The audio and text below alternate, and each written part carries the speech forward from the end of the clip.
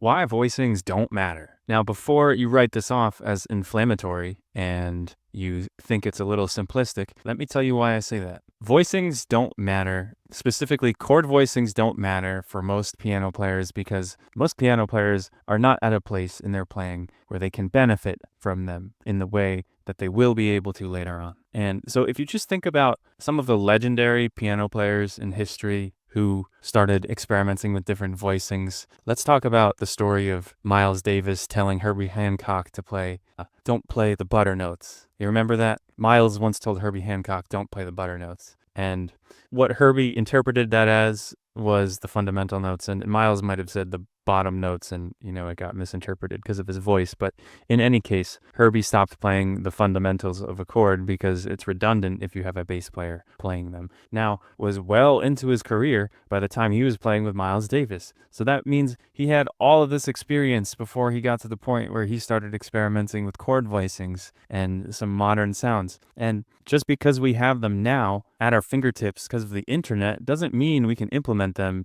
to the same degree that someone like Herbie Hancock could, who had to go through years of playing with regular voicings, sensibilities, and his time, and his fundamentals. So experimenting with advanced concepts and implementing them in your playing is something you can do, by all means, but I say this as a warning, it might just lead you towards confusion because chances are you don't have all that experience under your belt where you could then benefit from those advanced concepts. Because if you're playing those advanced concepts without good time, without a clear understanding of the form you're playing over, without if you build without all of these things that you should have in place, it's not going to sound good. And it's just going to keep you trapped in your head. So you might as well just go about this the way that you're supposed to in, an organic way, which is start with the fundamentals and build. Really give yourself a chance to build with them before you're trying to tear them down and add something new. Because I promise you, the solution to your musical dreams is not just copying and pasting a new chord voicing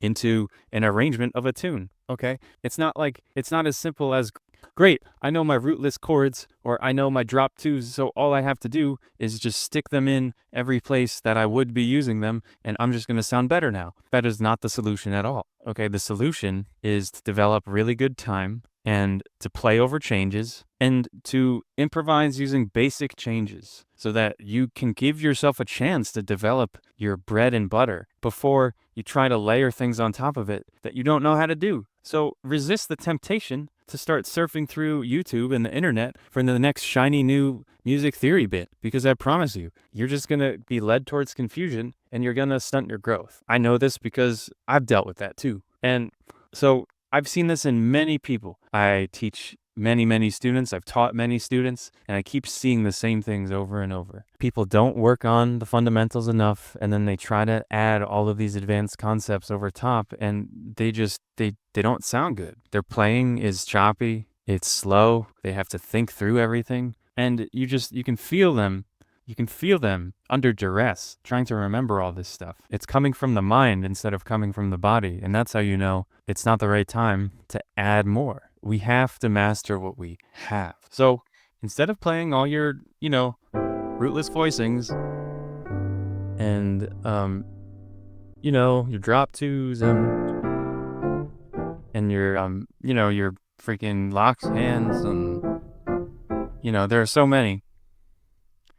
And your extensions, this stuff and this stuff. Before we do all that, can we just play? Can we just play our stock voicings? Please, I just want to hear you play your stock voicings.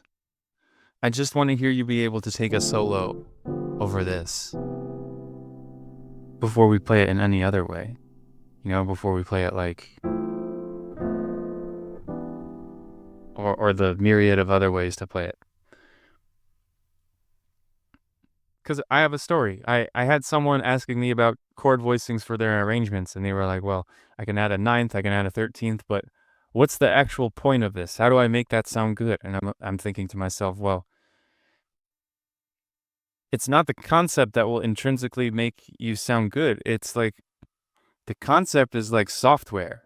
And if your current software and hardware, your instrument, your body, and your mind, if they can't handle what you are currently using, how can you expect some, Sequoia update to your jazz software to do anything if you can't even do it with the basic voicings? I implore you to play with basic voicings for like a year, and you can do what you want, but I'm just telling you, like, if you feel stuck, like, I guarantee you this is gonna help. So before anything crazy, before two-handed voicings, before rootless voicings and all that stuff, just see if you can play your scales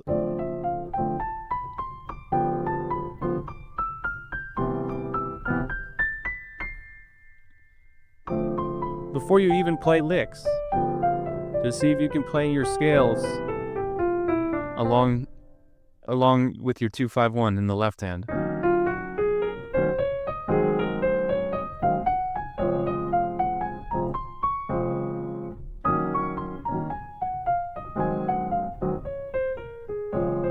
With a Charleston rhythm.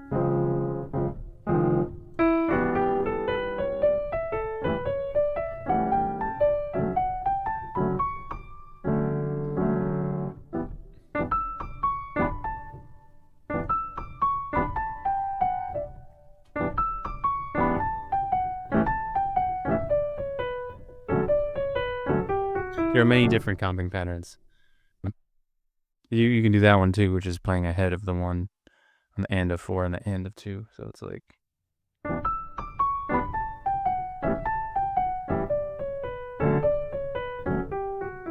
Some people call it playing early.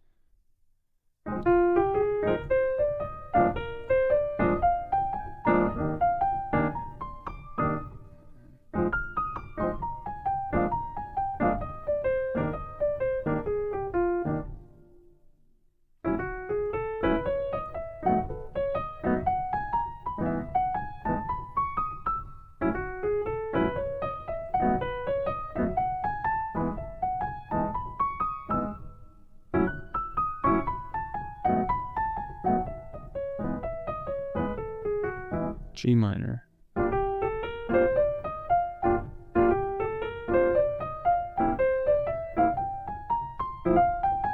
What am I doing?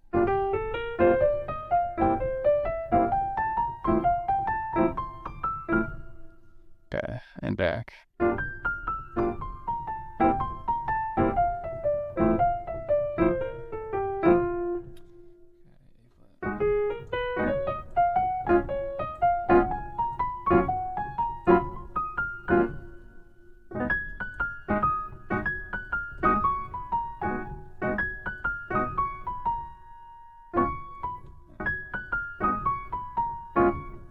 See what I mean?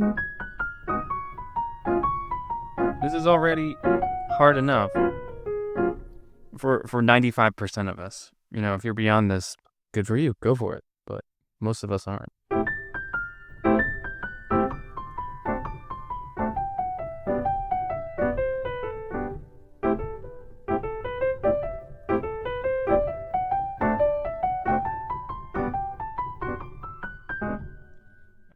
B flat minor 7.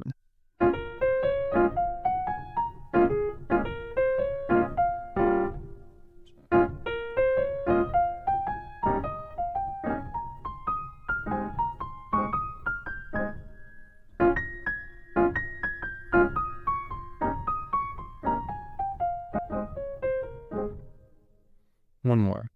B minor.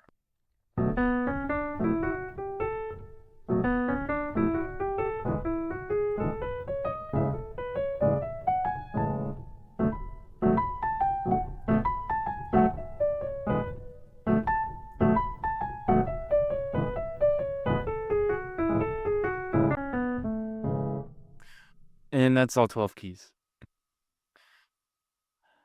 I'm saying this because I've been realizing it for myself. So I figured, this is probably not just something that I'm dealing with. And I want you all to get better. We all have limited time here on this rock that we call home. And I don't want you to spend it doing more than you can handle and then never actually moving the needle and getting better. Let's just master the basics. Let's master what's in front of us and stop asking for more.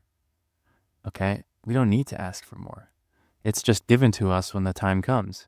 So instead of asking for more, why don't you let music give you what you can handle, which is what you already know. See what I'm saying here? You already know what to work on, but you're actually turning away from it because because of ignorance, because of arrogance, the kleshas, the some of these these anti-virtues. We need more patience. We need to do more with what's already given to us before we go any further. We let music reward us with what it knows that we're capable of taking on.